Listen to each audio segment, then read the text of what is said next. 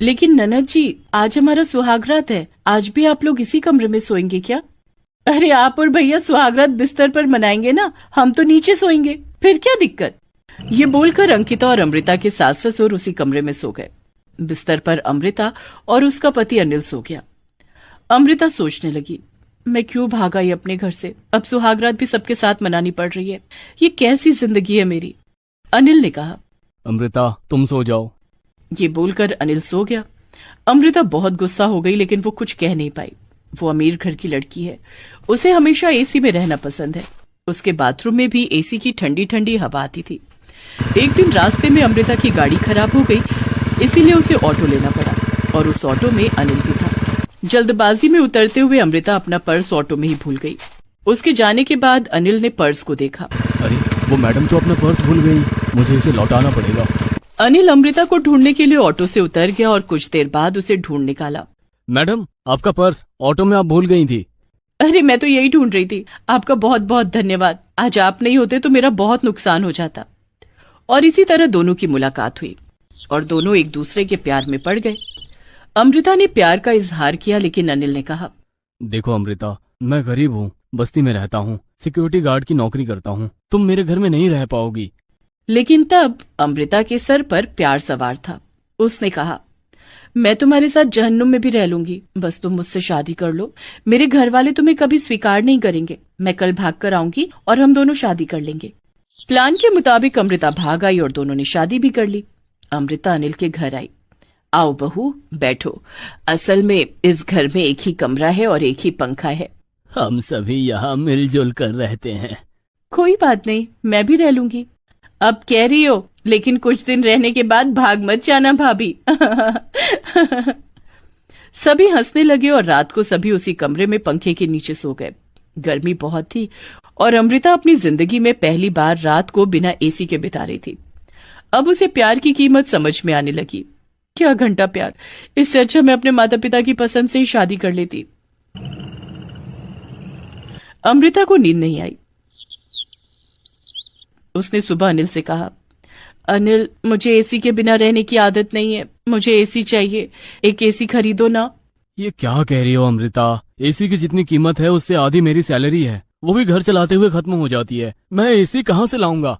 अनिल ने मना कर दिया। अमृता दुखी हो गई। उसने पूरा दिन कुछ नहीं खाया।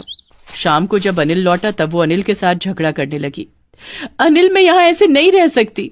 क्यों, एक दिन में सारा प्यार खत्म हो गया क्या?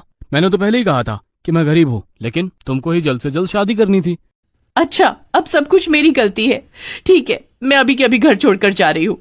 अमृता घर छोड़कर चली गई। अनिल के माता पिता दुखी हो गए।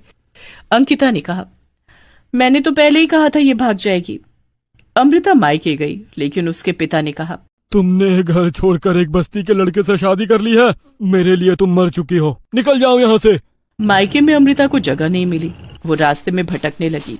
भूख के चलते उसका सर चकरा गया और वो गिर पड़ी। उसका नसीब अच्छा था कि वहाँ उसी वक्त अनिल आ गया। अरे अमृता, यहाँ क्या कर रही हो? अनिल, मेरे पापा ने मुझे घर से निकाल दिया, अब मैं क्या करूँगी? अपने ससुराल चलो, वो भी तो तुम्हारा ही घर है। वहाँ बस एक पंखा है, मैं वहाँ नहीं रह सकती। अरे रास्ते से तो बेहतर है, चलो। अनिल अमृता को घर ले आया। अंकिता ने कहा, क्यों भाभी, आ गई फिर से? इस बार रह पाओगी ना? अंकिता ससुराल में रहने तो लग गई, लेकिन वो दिन ब दिन गुस्से वाली होने लगी। वो बात बात पर सबको सुनाने लगी। बहू, मुझे एक गिलास पानी देना, बहुत प्यास लगी है। मैं आपकी नौकरानी हूँ क्या? खुद ले लीजिए। ये क्या भाभी, अपने ससुर से कोई ऐसे बात करता है क्या? अरे अंकिता, रहने दे, गर्मी से वैसे भी बहू की हालत खराब है। ऐसे ही अमृता सबके ऊपर चिल्लाने लगी। घर में तांडव शुरू हो गया। अनिल भी दिन ब दिन परेशान होने लगा। एक दिन उसके एक दोस्त ने पूछा, क्या बात है अनिल, आजकल तू बहुत परेशान दिखता है। अरे क्या कहूँ यार, बीवी को एसी चाहिए, इधर टेबल फैन खरीदने के पैसे नहीं है। तू भी ना यार, अमीर घर की लड़की से शादी कर ली, तुझे ये सब पहले सोचना चाहिए था। इसी तरह दिन बीतने लगे। एक दिन अमृता के ससुर ने न्यूज़पेपर में पढ़ा, किडनी की जरूरत है, एक किडनी के बदले 50,000 रुपए मिलेंगे। अरे वाह, 50,000 में एक अच्छी एसी आ जाएगी। वो किसी से कुछ ना कह के घर से निकल गए। सही एड्रेस पर पहुंचकर उन्होंने अपनी एक किडनी बेच दी और उन पैसों से एसी खरीद कर ले आए। बहू, ये देखो मैं क्या लाया हूँ। अरे वाह, एसी बहुत बढ़िया। लेकिन पिताजी, आपको पैसा मिला कहाँ से? अरे ये क्या, आपके पेट पर ये निशान कैसा? तब उन्होंने सब कुछ बता दिया। ये सुनकर सभी रोने लगे। क्या आपने किडनी बेच दी? तो क्या हुआ, मैं तो ज्यादा दिन के लिए नहीं हूँ इस धरती पर। उसके बाद हमारी बहू ही तो रहेगी यहाँ, उसके लिए इतना तो मैं कर ही सकता हूँ। ये सुनकर अमृता की आंखों में आंसू आ गए। उसे गिल्ट होने लगा। पिताजी, मुझे एसी चाहिए था, लेकिन आपकी किडनी के बदले नहीं। मैं आज ही एसी लौटा दूंगी। अमृता ने एसी लौटा दिया और अपना एक हार भी बेच दिया। उन पैसों से उसके ससुर का ऑपरेशन किया गया और एक किडनी लगवाई गई। मुझे आप लोग इतना प्यार करते हो, यही मेरे लिए बहुत है। मैं खुशी खुशी एक पंखे में रह लूंगी और मेहनत करके खुद से सब कुछ बना लूंगी। बस आप लोग हमेशा मेरे साथ, मेरे पास रहना।